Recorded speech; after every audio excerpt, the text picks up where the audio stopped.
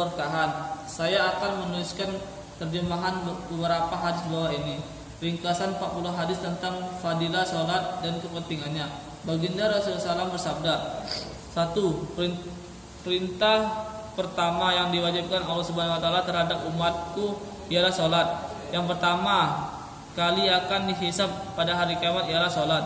Takutlah kepada Allah Subhanahu wa taala dalam masalah salat. Takutlah kepada Allah Subhanahu wa taala dalam masalah salat. Takutlah kepada Allah Subhanahu wa taala dalam masalah salat. Pemisahan antara seseorang dengan syirik adalah salat. Salat adalah tanda Islam. Barang siapa salat dan khusyuk pada waktunya dan memperhatikan rukun serta sunnah-sunnahnya, pastilah ia seorang mukmin. Imam dan salat adalah kewajiban yang paling utama di antara seluruh perintah Allah Subhanahu wa taala. Jika ada suatu yang difardukan yang lebih utama daripada salat, tentu Allah Subhanahu wa taala akan memerintahkan para malaikatnya untuk mengerjakannya. Sebagian malaikat ada yang buruk ruku dan sebagian yang lainnya ada yang sujud siang dan malam. 6. Salat adalah tiang agama. 7. Salat menghitamkan muka setan, menghinakannya. 8. Salat adalah cahaya bagi orang-orang yang beriman. 9. Salat adalah jihad yang paling utama. 10. Selama seseorang tawajuh perhatian penuh dalam salatnya, Allah Subhanahu wa taala akan tawajuh kepadanya dengan rahmatnya. Jika ia berpaling dari salatnya, maka Allah Subhanahu wa taala akan berpaling darinya. 11. Jika suatu musibah turun dari langit, maka musibah itu akan dijauhkan dari orang yang memakmurkan masjid. 12. Jika seorang muslim dimasukkan ke dalam neraka karena satu sebab, maka api neraka tidak akan membakarnya bekas-bekas sujud dari tubuhnya. 13. Allah Subhanahu wa taala mengharamkan api neraka untuk membakar bekas-bekas sujud dari anggota tubuh. 14. Amalan yang paling disukai oleh Allah Subhanahu wa taala salat yang dilakukan pada waktunya. 15. Keadaan yang paling disukai oleh Allah Subhanahu wa taala dari hambanya adalah ketika mereka sujud. Hamba itu paling dekat dengan rahmat Allah Subhanahu wa taala ketika sujud. 17. Salat adalah kunci surga. 18. Jika seseorang berdiri untuk salat, pintu-pintu surga akan dibuka dan Allah Subhanahu wa taala akan menyiapkan hijab antara Allah Subhanahu wa taala dan orang itu selama ia tidak sibuk dengan batuk dan lain-lain. 19. Orang yang sedang salat adalah sedang mengetuk pintu raja di raja. Pasti pintu yang selalu diketuk akan dibuka. 12. Kedudukan salat dalam agama seperti kedudukan kepala pada badan. 21. Salat adalah cahaya hati. Barang siapa ingin hatinya senantiasa bercahaya, maka hendaklah dia salat. 12. Barang siapa berwudu dengan sempurna, lalu ia salat 2 atau 4 rakaat dengan khusyuk dan khudu, baik fardu maupun sunnah, dan ia memohon agar Allah Subhanahu wa taala mengampuninya, maka Allah Subhanahu wa taala akan mengampuninya. 23.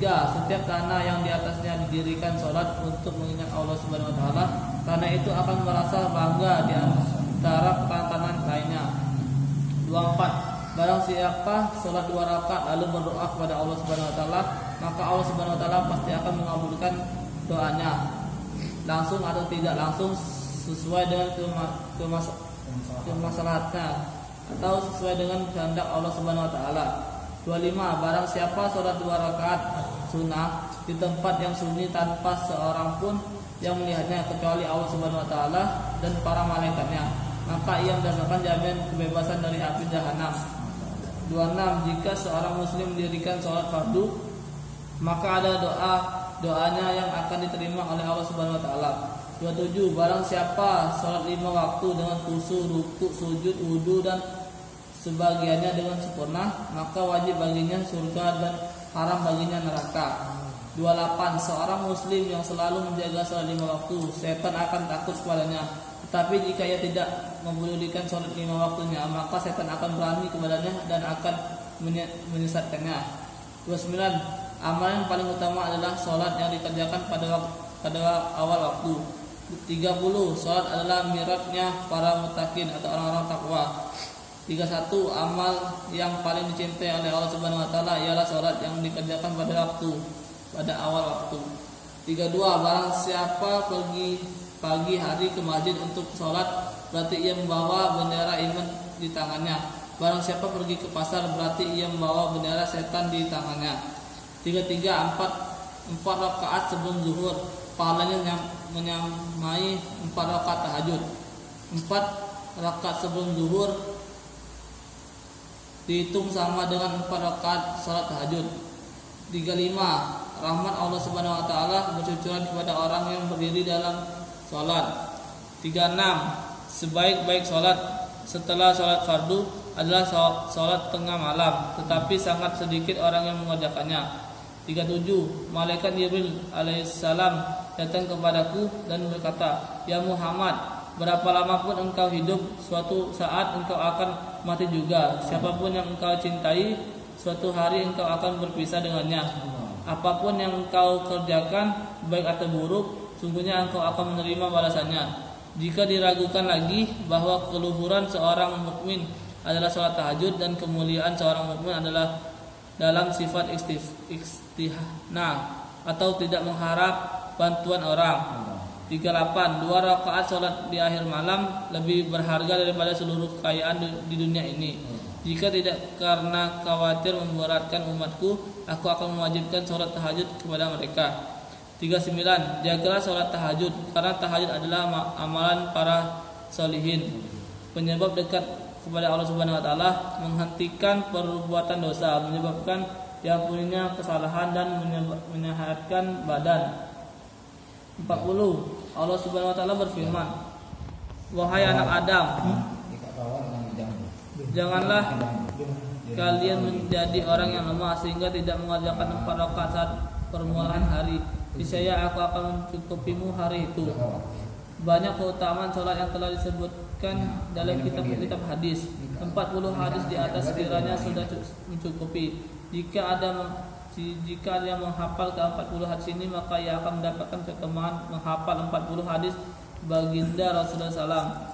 Jelaslah, salat merupakan kekayaan yang sangat berharga. Kekayaan tersebut hanya dapat dirasakan oleh orang yang telah dikaruniai kenikmatan dalam salat. Demikian besar kenikmatan itu sehingga baginda Rasulullah SAW bersabda, "Sujudnya mataku ada dalam salat." Kenikmatan salat telah membuat beliau menghabiskan sebagian besar malamnya untuk salat.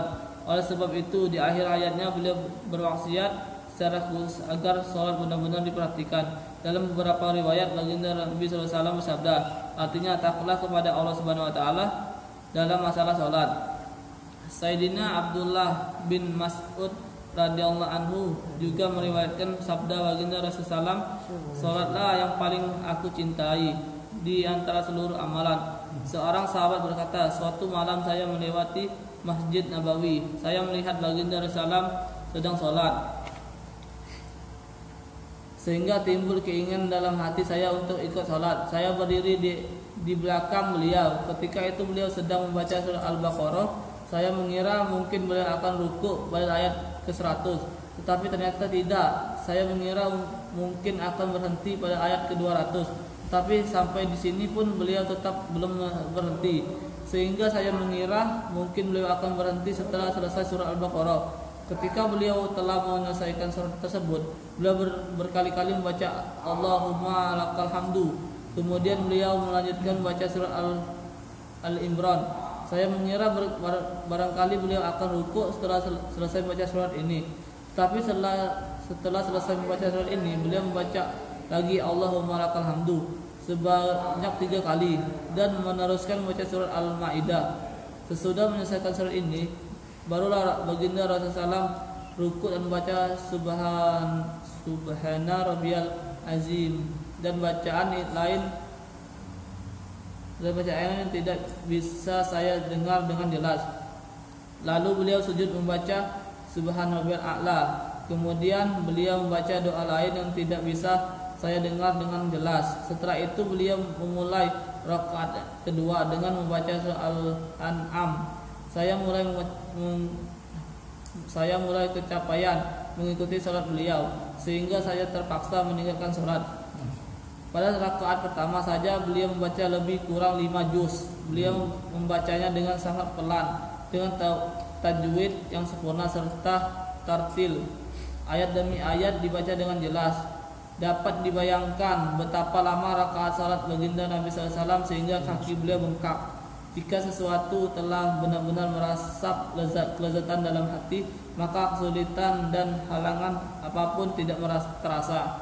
Syekh Abu Ishaq Sabi'i rahmatullah alaih, seorang muaddis terkenal yang wafat ketika berusia 100 tahun, mengatakan bahwa ia bersedih karena hanya dapat membaca surah Al-Baqarah dan Al-Imran dalam 2 rakaat salat karena usianya yang sangat tua dan lemah.